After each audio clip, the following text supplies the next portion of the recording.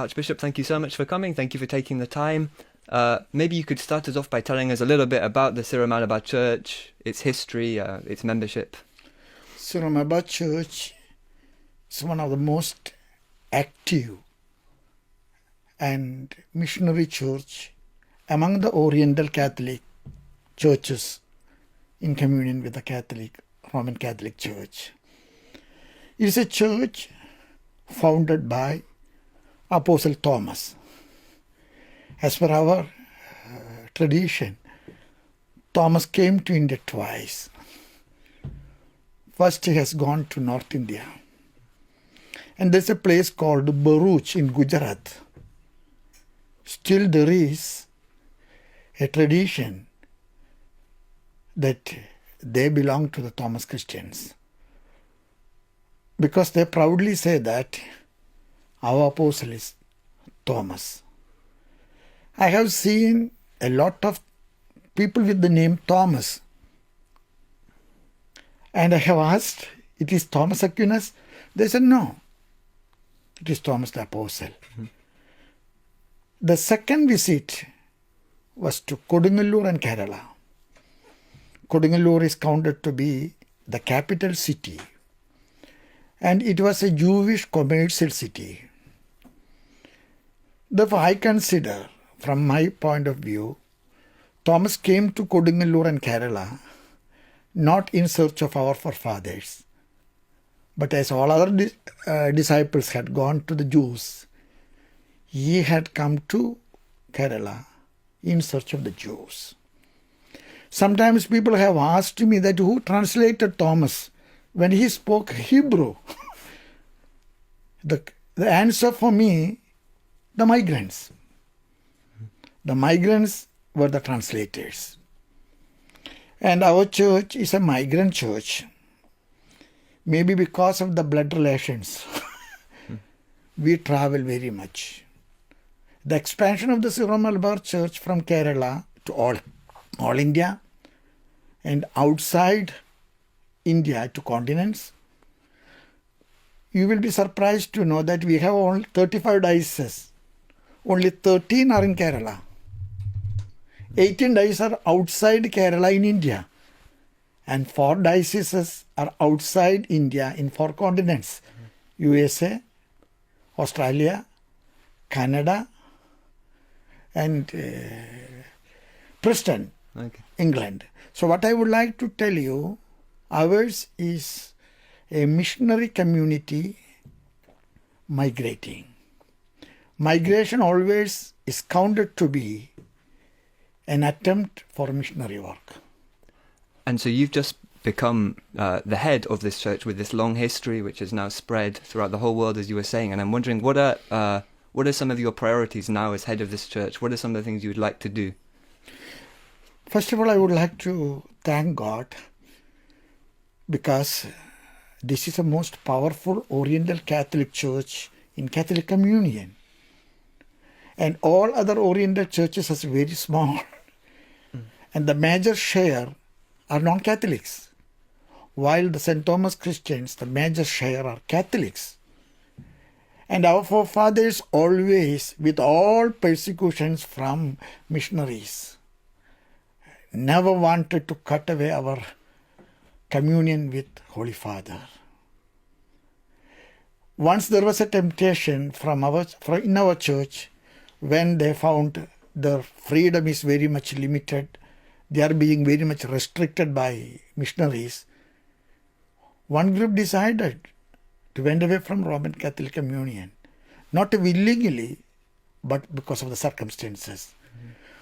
Even then, our forefathers said, with all these persecutions, with all these restrictions, we would like to remain Catholic and communion with the Holy Father.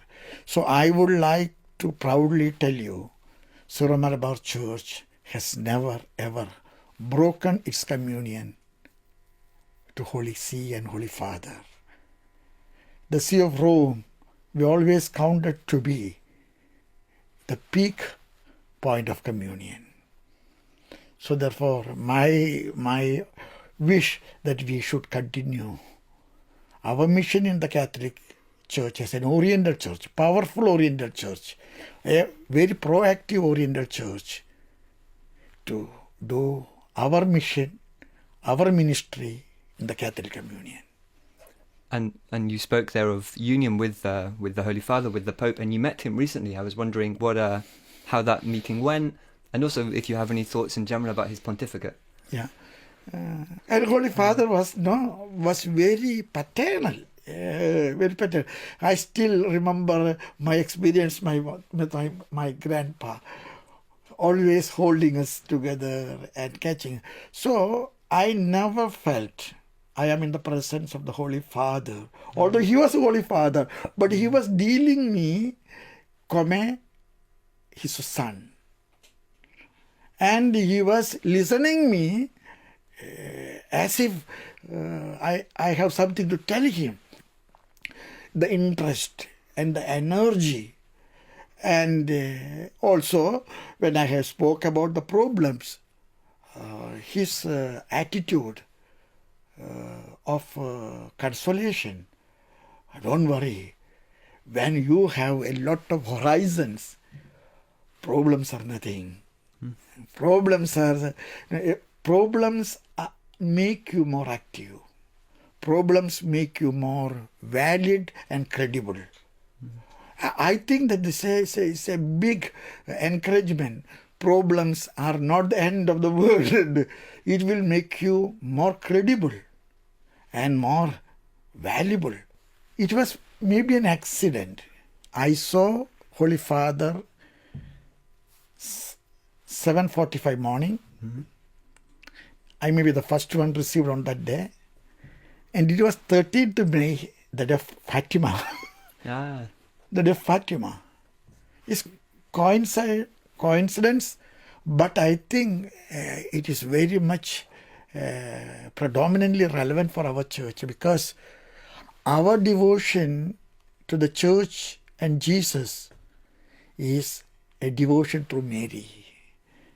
I could tell you that our forefathers always recited rosary. And it may be a surprise for you that even today the Syro-Malabar families by 7:30 before supper kneels before the picture of Mother Mary to recite a rosary. And I would like to tell you that my experience, family experience, the only day when we did not have family prayer and rosary is Good Friday. From morning to evening you will be in the church.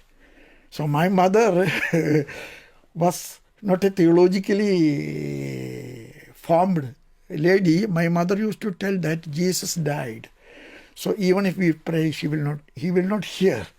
That was her pietistic interpretation. What I would like to tell you, rosary is very close to our heart.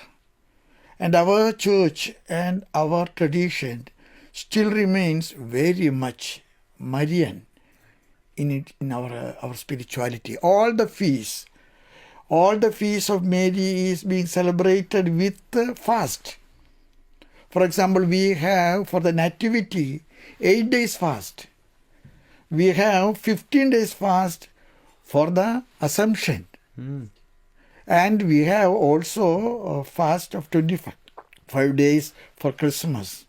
And 50 days fast for the Lent. So it's kind of a mixture of Western and Eastern devotions then, because the Rosary is a Latin devotion, it comes originally from Europe, whereas the fasting is more typical of the Eastern churches. So it sounds like there's a mixture of the two approaches. Which I am not sure about. Oh, yeah. But I would like to tell you, the fasting tradition and doing penance is not from the Western church we have received. It is a culture of India. I would prefer to tell that maybe the fast connection with the feast may be Western, but the fasting tradition is from the Indian culture. Because for every celebration of an event, Hindus, even Indians, they do fast. So, all the feasts are preceded by fast.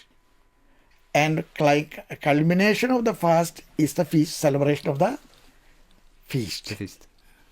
Yeah, interesting.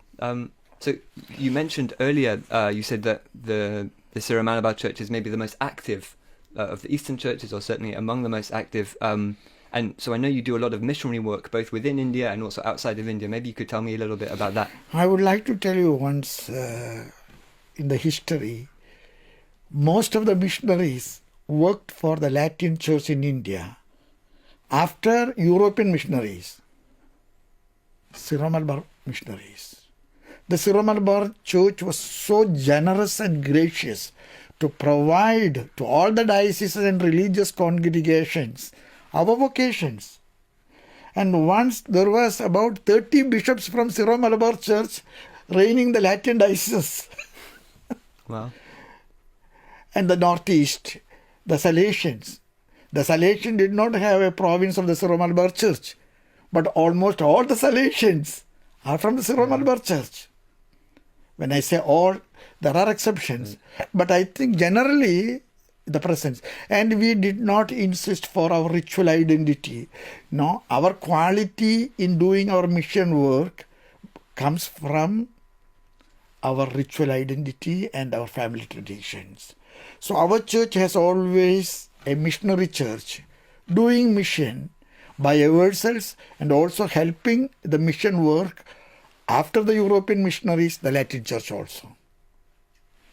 Yeah, very interesting. So I wanted to ask you as well about there's been this controversy for a while now in the Syro-Malabar Church about the liturgy, and I wanted to ask you about the current state of that dispute, basically. Yeah. There is a controversy, tell you. But that controversy, according to me, is a little bit too much exaggerated by the media, especially the social media. The liturgy is celebrated from the same text. Absolutely no change in the text. And we have decided, as per our Oriental tradition, the breaking of the word facing the people and breaking of the mystery, the bread, facing the altar. We have 35 dioceses and nobody tells that 34 dioceses followed it. There is a little bit difficulty in implementing this in the Archdiocese of Ernakulam, which may be the largest diocese and which may be the central or principal city of Kerala. We have difficulty, but I, being elected as the Major Archbishop of the Syro-Malabar Church, wish to tell everybody, you shall not exaggerate the controversy beyond its real, actual situation. This controversy can be settled. I hope that it can be settled amicably. There is an issue of ego and a little bit emotions because 34 dioceses followed it. One diocese could not do it. One difficulty is that this diocese at present not have a bishop probe.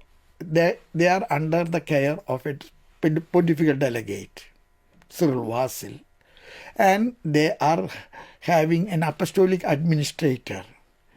These two